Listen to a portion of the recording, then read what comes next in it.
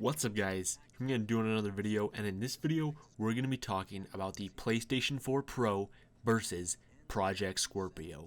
So this video is going to be purely factual, just talking about like the actual hardware powering both the PlayStation 4 Pro and the Project Scorpio, and just comparing and contrasting the hardware and which one will be a better console, which one's more powerful, and so on.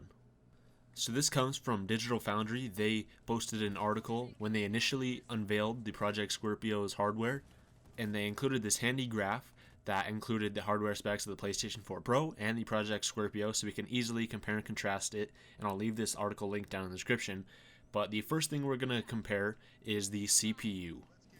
So the CPU is something that isn't changed that much in between the PS4 Pro and the Project Scorpio.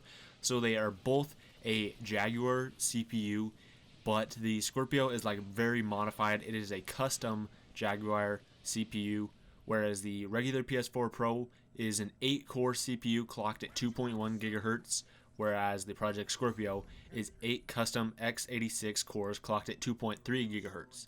So there's an extra 200 megahertz boost for the CPU on the Scorpio, and so that is something that's going to be really beneficial in the Scorpio's favor. A lot of people are expecting Vega and Ryzen in the Scorpio, but in order to keep costs down, Jaguar is going to have to do for now. And so to make up for that, we have a lot of other things here that Microsoft is saying that will allow the Project Scorpio to run games at 4K. So now onto the GPU.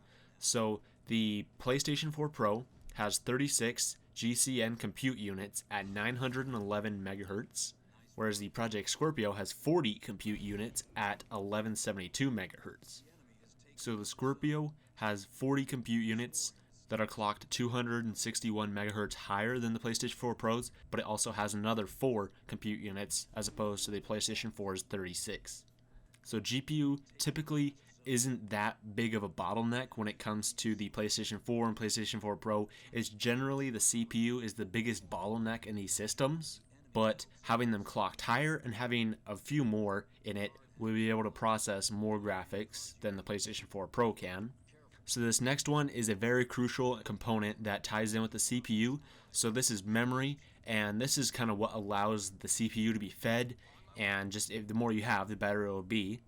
So the Project Scorpio has 12 gigabytes of GDDR5 RAM, whereas the PlayStation 4 Pro has 8 gigabytes of GDDR5 RAM. So right off the bat, the Scorpio has an extra 4 gigabytes compared to the PS4 Pro, which means it can allocate a full 8 gigabytes of RAM to the games, and then it can use the remaining 4 for the system and for other background tasks and everything like that. And it can even be used as a scratch disk to help improve loading times as well. This next thing is very crucial as well, and this is how fast the memory can move around and how it can get from the CPU and the RAM and as fast as it can. So the Scorpio has memory clocked at 326 gigabytes per second compared to the PlayStation 4 Pro's 218.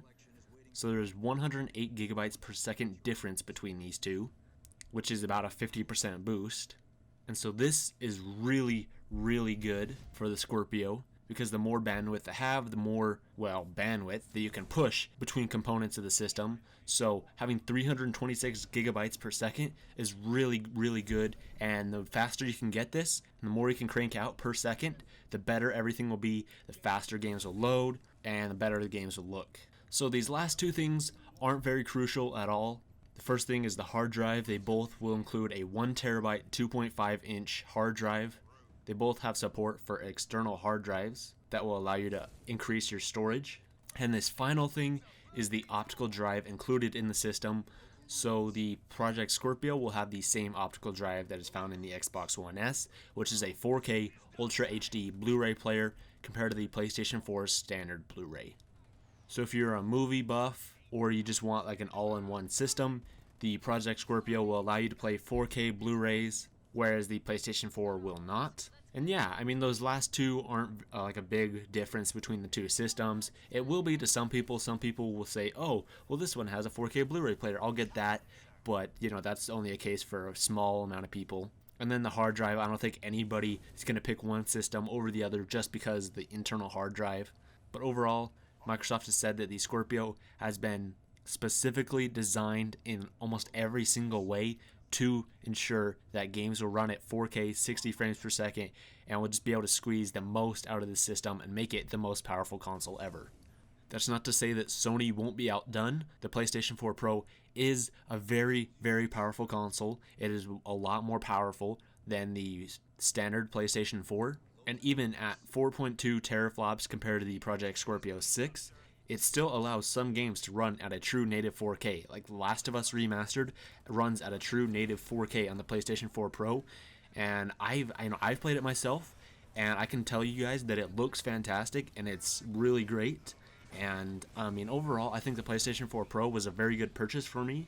And so I'm also definitely going to pick up a Scorpio when that comes out too. But yeah, let me know what you guys think of this in the comments down below. How much do you think it's going to cost? That's going to be the real big factor with this, is the price difference. And yeah, thank you guys for watching, and I'll see you in the next video.